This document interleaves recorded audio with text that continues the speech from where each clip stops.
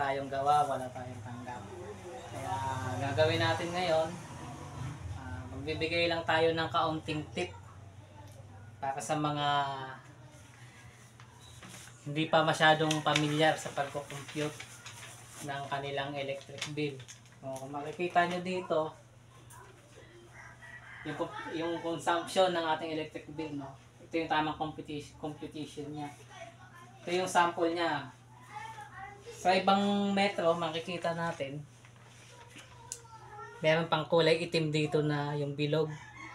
Yun po ay second pulse yun. Kumbaga sa relo, yun yung seconds. Yun yung indikasyon na gumagana yung meter. Then ang kukunin natin dyan, yung apat. Yung apat na bilog na may mga number din yan. No, ganito yung sample niyan. Yung apat na yan, kukunin natin yung kanyang number sa first circle, sa unang bilog, yung number niya, kung saan tumapat yung kamay, kung saan tumapat yung kamay ng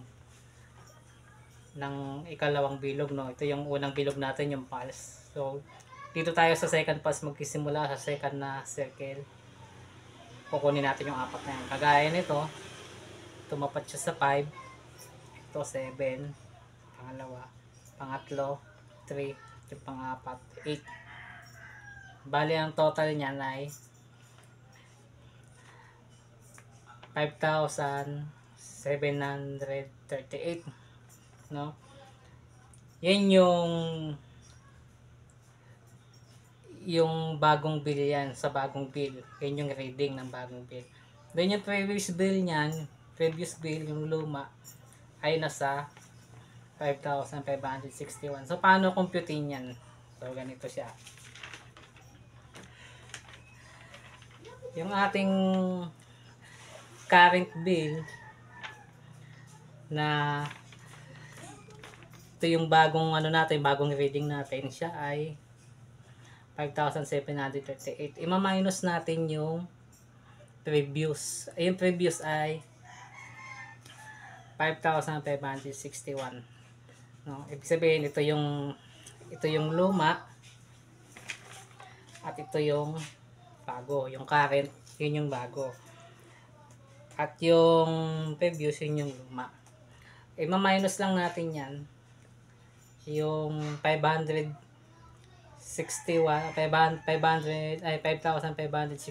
minus natin sa 5,738.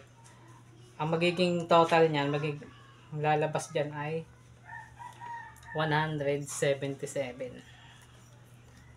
Yung 177 na yan po yung actual consumption. Yun yung actual na gamit natin. Yung actual consumption na yan, yun yung kilowatt hour. Yun yung kinonsumo natin sa loob ng isang buwan. Ngayon, ita-times natin yan sa kung magkano yung binibigay ni Meralco na kilowatt hour. Kung magkano yung price nun, yung presyo. Halimbawa, sample natin, nagbigay siya ng 11.43 ampere kilo or per kilowatts niya. Ito times lang natin yun. Yung 177 times natin sa 11.43. So, bali total niya nasa 2,023. Cellphone. Palq.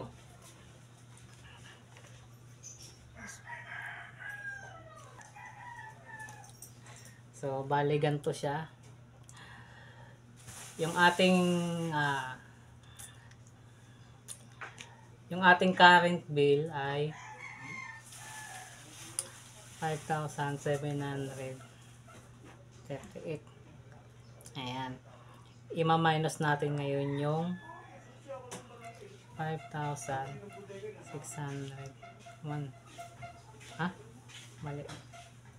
5,600. 5,500. Ayan. So yan, nakikita nyo lumabas yung 177 equals natin. Lumabas siya, di ba?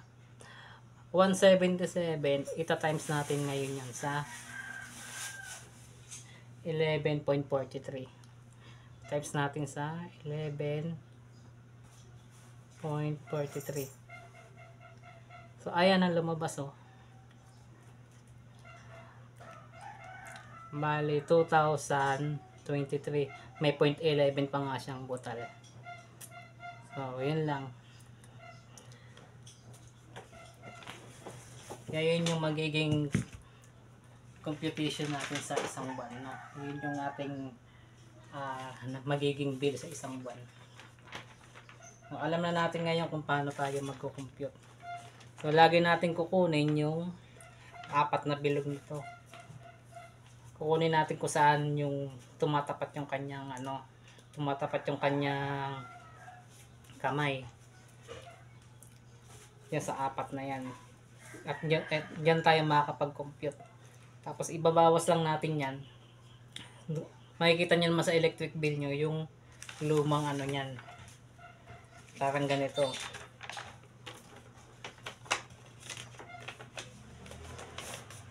So parang ganito siya. Ayan o. Nakikita nyo yung kanyang current reading is 5,738. Tapos yung previous niya ay 5,561. Pagka minus mo yung dalawang yan, ang lalabas dyan is 177 kilowatts. Ibig sabihin yung nagamit sa loob ng isang buwan, yung 177 kilowatts na yan. Tapos ito times natin yan dito sa 11.43 per kilowatt. Yan, dyan natin makukuha yung 2023 na bill. O, yan lang. Sana ay may natutunan kayo sa aking munting tips. At para sa iba pang mga tips natin dyan, iba pang kaalaman, patuloy lang tayong subaybay. At sana meron kayong napulot na technique kahit paano sa aking ibinahagi sa inyo. Yun lang at gandang araw. God bless.